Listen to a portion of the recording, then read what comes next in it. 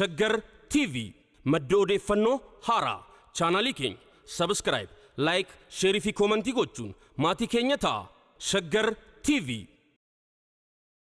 ኢራን ከእውነተኛ ቃል ኪዳን 4 በተሰኘው መጠነ ሰፊ ጥቃት የቃድር ባሊስቲክ ሚሳኤል በኢራቅ የአሜሪካ አየር ኃይል ጦር ሰፈር ላይ ተኮሰች። የእስላማዊ አብዮታዊ ዘብ ኢርዲክ ይፋ ያደረጋቸው ምስሎች እንደሚያሳዩት በኢራቅ ኩርዲስታን ክልል አርቢል አቅራቢያ የሚገኘውን የሐሪር የአሜሪካ ወታደራዊ የጦር ሰፈር ኢላማ ያደረገ የቃድር ባሊስቲክ ሚሳኤል ተተኩሷል። ኢራን ይህንን ጥቃት በመካከለኛው ምስራቅ በሚገኙ የአሜሪካና የአጋሮቿ ወታደራዊ ንብረቶች ላይ ያነጣጠረ ኦፕሬሽን ትራይ ፕሮሚስ 4 አካልና የ32ኛው ዙር ጥቃት እንደሆነ ገልጻለች። ይህ የሚሳኤል ጥቃት ቴህራን ከእስራኤል ግዛት ውጭ ያሉ የአሜሪካ ይዞታዎችን ለመምታት ዝግጁ መሆኗን የምታሳይበት ሲሆን በቀጠናው ያለውን ውጥረት ይበልጥ እንዲባባስ አድርጎታል። በቴህራን ውስጥ የሚገኘው የኖርዝ ኮሪያ ኤምባሲ ጉዳት እንደደረሰበት የሚጠቁሙ ሪፖርቶች ከተሰሙ በኋላ ጉዳዩ በዓለም ፖለቲካ ውስጥ ትልቅ ውይይት አስነስቷል። ኤምባሲው በኢራን ዋና ከተማ ቴህራን የሚገኝ ሲሆን እንደ ሪፖርቶች ገለጻ በህንጻው ላይ የደረሰው ጉዳት ከውጭ የተፈጸመ ጥቃት መሆኑ ተገልጿል። አንዳንድ የመጀመሪያ ሪፖርቶች እንደሚያመለክቱት ጥቃቱ በእስራኤል እና ዩናይትድ ስቴትስ የተፈጸመ መሆኑ ተጠቅሷል። ሆኖም ይህ መረጃ እስካሁን በመንግስታት ይፋ አልተረጋገጠም፣ ስለዚህ ጉዳዩ እስካሁን በምርመራ ሂደት ውስጥ እንዳለ ይታወቃል። ነገር ግን የዲፕሎማሲ ህንጻ ላይ እንዲህ አይነት ጥቃት መደረጉ በዓለም አቀፍ ህግ እጅግ ከባድ ጉዳይ ስለሆነ ትልቅ የፖለቲካ ውጥረት ሊያስነሳ ይችላል። ኤምባሲዎች በዓለም አቀፍ የዲፕሎማሲ ህጎች መሰረት የተጠበቁ ቦታዎች ስለሆኑ በእነሱ ላይ የሚፈጸም ጥቃት እንደ ሀገር ላይ ቀጥተኛ ጥቃት እንዲቆጠር ይችላል። ይህ ደግሞ በመንግስታት መካከል የዲፕሎማሲ ግንኙነት መቀነስ ወይም ወደ ጦርነት የሚመራ ግጭት ሊፈጠር እንዲችል ያደርገዋል። በተለይም ይህ ጉዳይ ከኖርዝ ኮሪያ ፖሊሲ ጋር በተያያዘ ከፍተኛ ጭንቀት አስከትሏል። የአገሪቱ መሪ ኪም ጆንግ ኡን በቀደሙት ዘመናት በተደጋጋሚ እንደገለጹት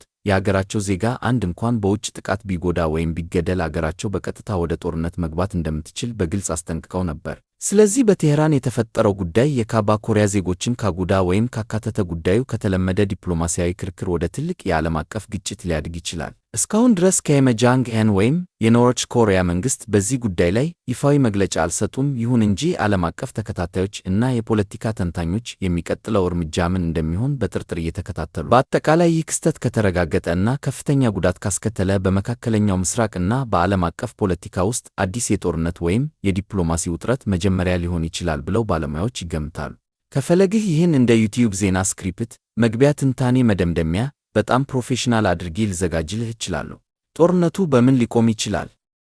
የኢራን ስልታዊ እጅ መጠምዘዣ ጦርነት። ኢራን ከአሜሪካ ጋር ለረጅም ጊዜ ጦርነት ነው የተዘጋጀሁት፣ ለዲፕሎማሲ የሚሆን ቦታ የለኝም አለች። በአሜሪካ እስራኤል እና ኢራን መካከል ያለው ጦርነት 10ኛ ቀኑን በያዘበት በአሁኑ ወቅት ኢራን ከአሜሪካ ጋር ለሚደረግ ረጅም ጦርነት መዘጋጀቷንና ለዲፕሎማሲ ቦታ እንደሌለ ገልጻለች። የኢራን ጠቅላይ መሪ የውጭ ጉዳይ አማካሪው ካማል ካራዝ ለሲኤንኤን በሰጡት ቃል ከዶናልድ ትራምፕ ሌሎችን ሲያታልል የቆየና የገባውን ቃል የማይጠብቅ ሰው ነው። ይህንንም በሁለት ዙር ድርድሮች ወቅት በተግባር አይተነዋል። ከእንግዲህ ለዲፕሎማሲ ቦታ የለም ብለዋል። ይህ ጦርነት ሊቆም የሚችለው በዓለም አቀፍ ደረጃ የሚፈጠረው ከፍተኛ የሆነ የኢኮኖሚ ጫና በተለይም የነዳጅ ዋጋ መናር ሌሎች አገራት ጣልቃ ገብተው አሜሪካን እንዲያስቆሙ ሲያስገድዳቸው ብቻ እንደሆነ ተገልጿል። በጦርነቱ ምክንያት የነዳጅ ዋጋ በአንድ በርሜል $100 በላይ ዘሏል። የዓለም የነዳጅ አቅርቦትም 20 በመቶ መስተጓጎሉ ተነግሯል። የሟቹ ጠቅላይ መሪ አሊ ካሜኒ ልጅ የሆኑት ሞጅታባ ካሜኒ የአገሪቱ ከፍተኛ መሪ ሆነው መሾማቸው ኢራን ለጦርነቱ ያላትን ቁርጠኝነትና ቀጣይነት እንደሚያሳይ ተመላክቷል።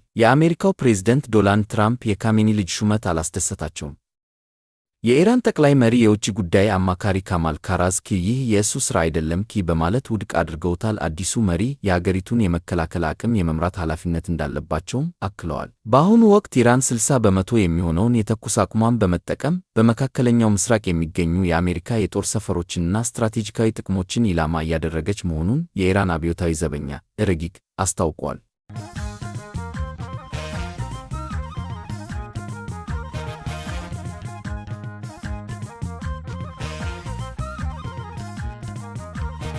ሸገር ቲቪ madda odeeffannoo haaraa chaanalii keenya ሰብስክራይብ ላይክ ሼር ፊ ኮሜንት ጎቹን ማቲ keenya ta'a ሸገር ቲቪ